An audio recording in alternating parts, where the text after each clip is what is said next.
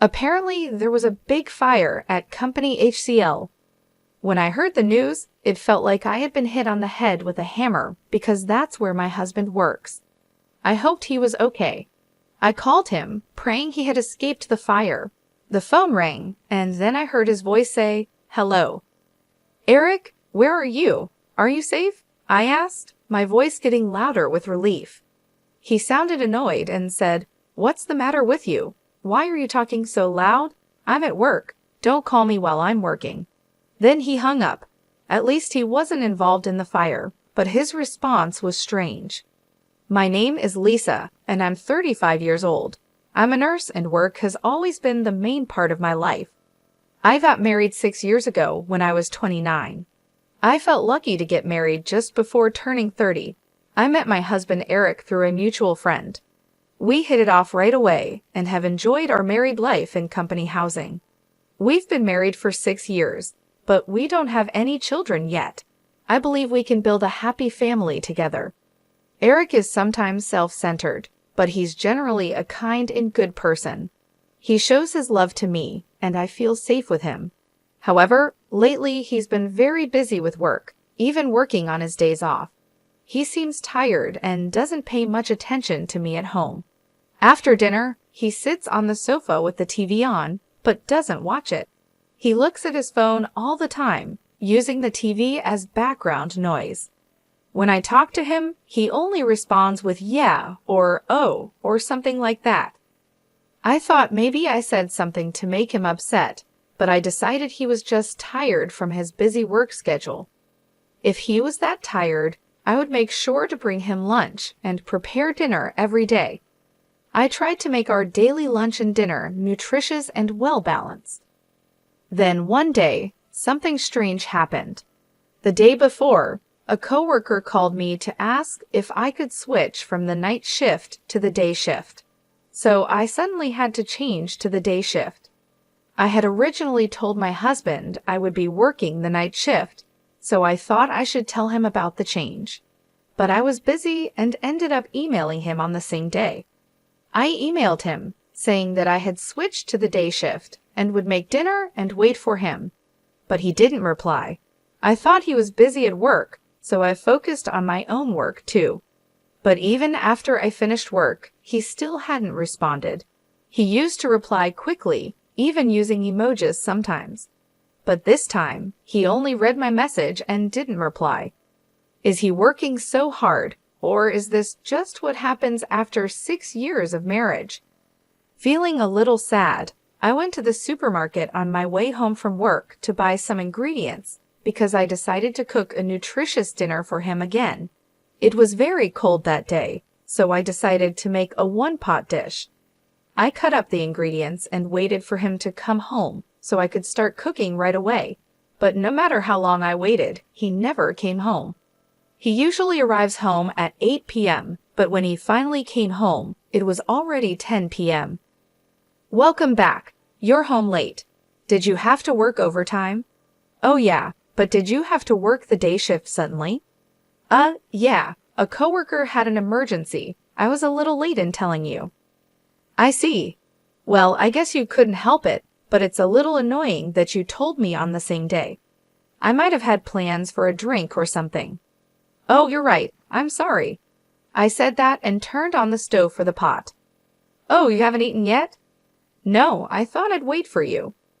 "Well, thanks, but next time you don't have to wait for me." I felt a little sad hearing my husband say that. I waited for the hot pot to boil. It started to simmer, so I served my husband's portion, then mine. I was starving after waiting for him all this time. I was enjoying the hot pot, thinking it was delicious. Then I noticed my husband wasn't eating much. "What's wrong? You don't seem to be eating much," I said. He looked a bit confused and replied, "Oh yes. Actually, I was working late, and a junior colleague bought me a rice bowl, so I'm not really hungry." Okay. You should have told me that before I started making the hot pot," I said, feeling a bit upset. He seemed to notice my mood and said, "Okay, put my portion in the fridge. I'll eat it tomorrow morning," trying to cheer me up. Then he lay down on the couch. A few minutes later, he got up and suddenly said, "I'm going for a walk." "That's unusual," I said. "I haven't been getting enough exercise lately, and I've been working late, so I need a change of pace," he answered as he began to get ready to go out. I felt a little empty sitting alone at the table eating the hot pot, so I put my portion in the fridge too. I felt like I had eaten too much, and my husband and I hadn't spent much time together lately, so I decided to go for a walk with him. But he refused and said it's not good to move just after eating. He also said he wanted to go for a long walk alone. He ended up going out for a walk by himself. I thought his behavior was suspicious, so I secretly followed him. My fear turned out to be true. Despite my voice, my husband was walking with great enthusiasm. He stopped in front of the park, a bit far from our house. He looked around and seemed to be communicating with someone on his phone. I wondered who he was talking to. A few minutes later, a car pulled in. My husband approached the car and started talking lightly with the person in the driver's seat. It was dark and hard to see, so I couldn't make out much more. I got closer to the car and saw the person in the driver's seat. She had long curly hair and glossy lipstick. It was a woman, laughing happily as my husband got into the passenger seat. He was totally having an affair, right? By the time I thought that, the car had already driven away. I stood there for a while stunned. Then my husband sent me a text message saying he met someone he knew and would be home a little late. Someone he knew just out of nowhere. I didn't believe him at all. He had said he had already eaten and didn't have an appetite, but it was past 3 a.m. when he came home. He didn't even notice that I was awake. He seemed tipsy and went to the kitchen to drink a glass of water. After that, he often worked overtime only when I was on the day shift. We always had a hard time matching our off days, but now it's even harder. Yesterday he worked overtime, and today he has to work on his day off. But is it really work? I wonder if he's meeting the woman I saw that day. I can't help but think about it. I went online to look for information about detective agencies and found myself submitting an investigation request to the most reliable one. I felt guilty about investigating behind his back, but if nothing is going on, I could trust my husband again. So I decided to have them investigate. Waiting for the results of the investigation was really hard. My husband was as quiet as ever, and every time I saw his face, the woman was on my mind. I wanted to get a clear picture as soon as possible. Then something incredible happened. It was Saturday, and I was busy working as usual on the day shift. My husband was also at work on his day off.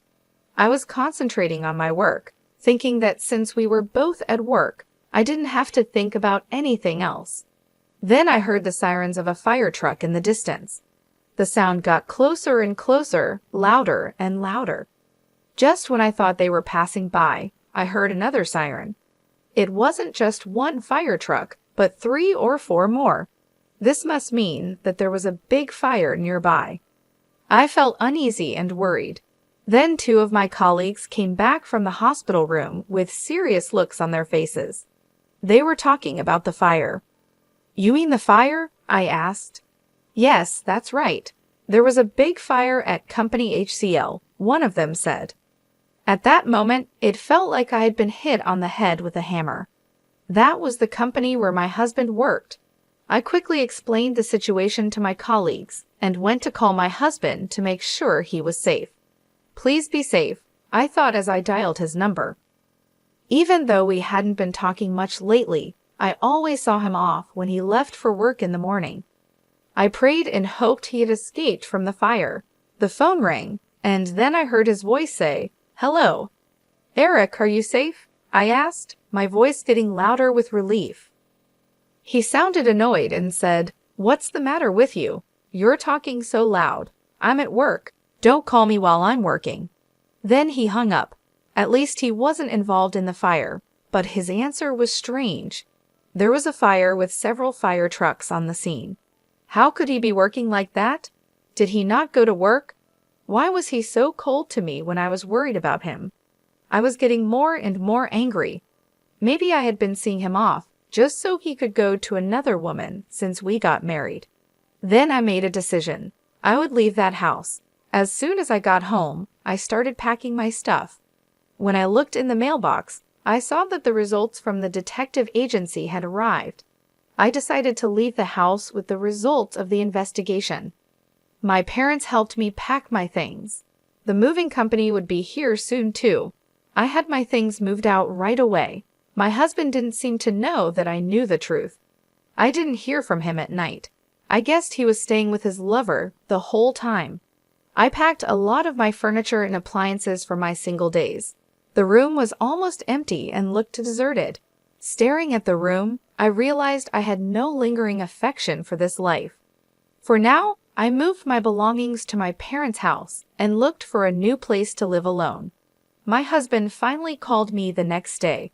"Hey, what's going on? Most of your stuff is gone." Of course, I moved out of that house. What? What were you thinking? When are you coming back? What about my food? What about the house chores? I was in shock. After all this, that's all you think about when it comes to me? While talking to him, I remembered the fire at his company.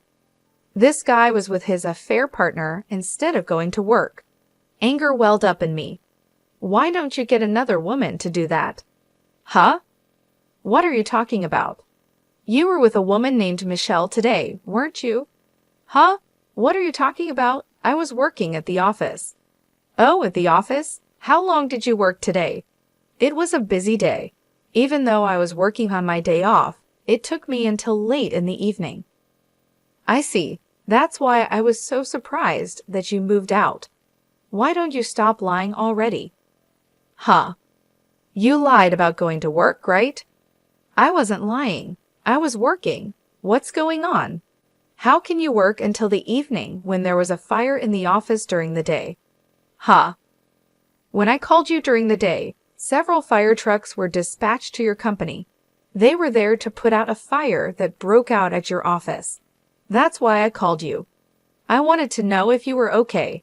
You told me not to call you at work, and you talked like there was no fire. Well, he started to say, and I have evidence of the affair from a detective agency. There's no way for you to get away with this. You have to go through my lawyer from now on. I'll make sure I get the alimony. Oh no, he said, repeatedly begging for my forgiveness and apologizing to me. But I no longer had any affection for him. I'm sorry, but there's no way to fix this. I'm hanging up now. Wait, he pleaded. I went to my lawyer and demanded a divorce and alimony from him. The divorce was finalized, and he couldn't get away with it because of all the evidence. My husband and his affair partner had to pay me a reasonable amount of alimony.